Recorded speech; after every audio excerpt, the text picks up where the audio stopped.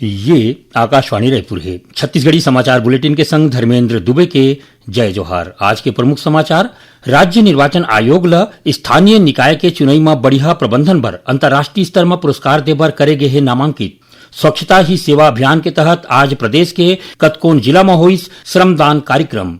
और मौसम विभाग के मुताबिक उत्तर पश्चिम बंगाल के खाड़ी में एक निम्न दाब के क्षेत्र बने के सेती मध्य छत्तीसगढ़ के संगे संग बस्तर संभाग में हो सकते भारी वर्षा। अब समाचार विस्तार ले। छत्तीसगढ़ राज्य निर्वाचन आयोग ल स्थानीय निकाय के चुनाई में बढ़िया प्रबंधन बर अंतर्राष्ट्रीय स्तर में पुरस्कार बर नामांकित करे गे हे। आयोग ल संयुक्त राष्ट्र लोक प्रशासन नेटवर्क के शोध संस्था international centre for parliamentary studies ICPS डहार ले पुरस्कार बर नामांकित करे गे हे। आयोग डहार ले नगर पालिका और त्रिस्तरीय पंचायत चुनाई के एके संग्रह करवाए ऊपर चुनाव प्रबंधन के बढ़िया उपलब्धि मानत एला नामांकित करे गे हे। पुरस्कार वितरण कार्यक्रम 1 ले 4 अक्टूबर तक बोत्सवाना के राजधानी गेब्रोन में होही। स्वच्छता ही सेवा अभियान के तहत आज प्रदेश के कतकोन जिला में श्रमदान कार्यक्रम राखेगी। दंतेवाड़ा, गौरेला, पेंड्रा, मरवाही, अंबिकापुर और महासमुंद में राखे गए कार्यक्रम मन में जनप्रतिनिधि, अधिकारी, कर्मचारी के संगे संग लोगन मन ह समूह में भाग लेके साफ सफाई करीन और साफ सफाई ला अपन जिंदगी के हिस्सा बनाए के संकल्प लेन। स्वच्छता ही सेवा पखवाड़ा के तहत आज अंबिकापुर नगर निगम में एक दिन 1 घंटा एक साथ श्रमदान कार्यक्रम राखेगी। एक कार्यक्रम में जनप्रतिनिधि, अधिकारी और आम लोगन मन शामिल हुईन और मिलके श्रमदान करीन। ए मौका में सभापति हरमिंदर सिंह टिन्नी ह लोगन मन ला साफ सफाई के शपथ दिवैन। तउहे मुंगेली के पीएमश्री शासकीय स्कूल में जिला स्तरीय स्वच्छता कार्यक्रम राखेगी। ए मौका में जिला शिक्षा अधिकारी CK धृतलहरे ह करीबन 5000 छात्रा मन ला स्वच्छता के शपथ दिवैन, जेखर बाद छात्र मन ह स्कूल परिसर में स्वच्छता के संदेश देवत मानव श्रृंखला बनाइन। सेवा पखवाड़ा के तहत आज गौरेला, पेंड्रा, मरवाही जिला के गौरेला स्थित पंडित माधवराव सप्रे महाविद्यालय में लर्निंग लाइसेंस बनाए बर शिविर लगाएगी। शिविर में छात्र मन ला यातायात नियम के बारे में जानबा देगी। उति कोंडागांव जिला के गोलावंड स्थित शासकीय उच्चतर माध्यमिक स्कूल में राष्ट्रीय सेवा योजना NSS के स्थापना दिवस के मौका में छात्र मन ह रैली निकालिन और संगे संग नुक्कड़ नाटक और सांस्कृतिक कार्यक्रम के माध्यम ले साफ सफाई के बारे में संदेश दिन। वस्तु और सेवा कर GST के दर में करेगे सुधार के राजनांदगांव सांसद संतोष पांडे ह स्वागत करत किहिन कि एह प्रधानमंत्री नरेंद्र मोदी डहार ले उठाए गे एक क्रांतिकारी कदम हरे। आकाशवाणी समाचार ले गोड़ बात करत किहिन कि GST रिफॉर्म ले रोजे काम में अवैया जिनिस मन ह सस्ता हो गे हे। एखर ले आम लोगन मन ला राहत मिले हे। इही बीच GST के दर में करेगे सुधार के जानबा देबर प्रदेश में जनप्रतिनिधि मन ह व्यापारी और आम लोगन मन के बीच पहुंचत हवैं। यही कड़ी में उप मुख्यमंत्री अरुण साव ह आज बिलासपुर शहर के व्यापारी मन ले GST बचत उत्सव पर गोट बात करीन।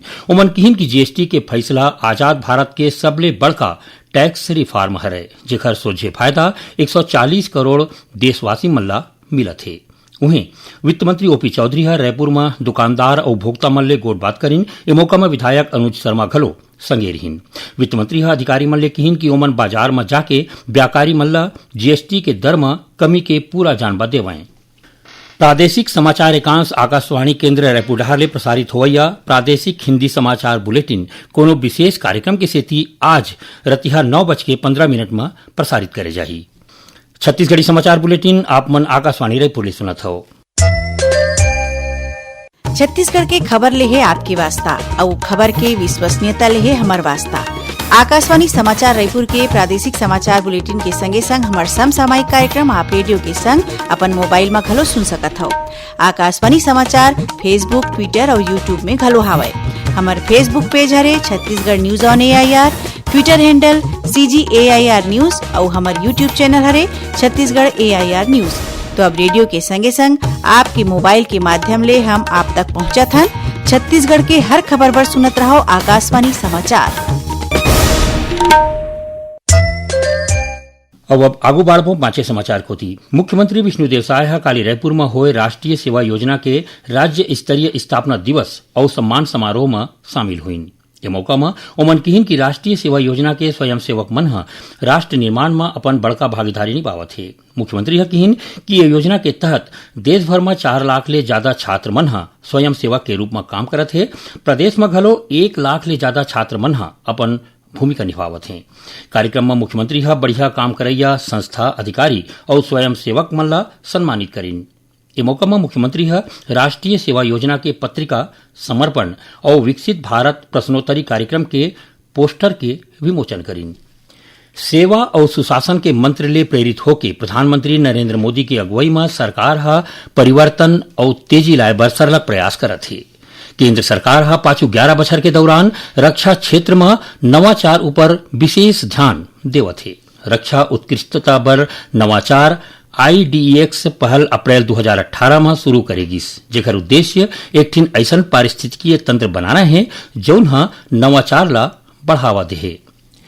MSME स्टार्टअप्स व्यक्तिगत नवप्रवर्तक अनुसंधान और विकास संस्थान के संगे संग शिक्षा जगत ला शामिल करके IDEX हा नवा नवा प्रौद्योगिकी के विकास में सहायता बर 1.5 करोड़ रुपया तक के अनुदान दे है। एकर प्रभाव ला और मजबूत करत सशस्त्र बल मन हा IDEX समर्थित स्टार्टअप्स और MSME ले 2400 करोड़ रुपया ले ज्यादा कीमत के 43 ठिन जिनिस खरीदे है, जेहा रक्षा तैयारी बर स्वदेशी नवाचार में बढ़त विश्वास ला बताथे।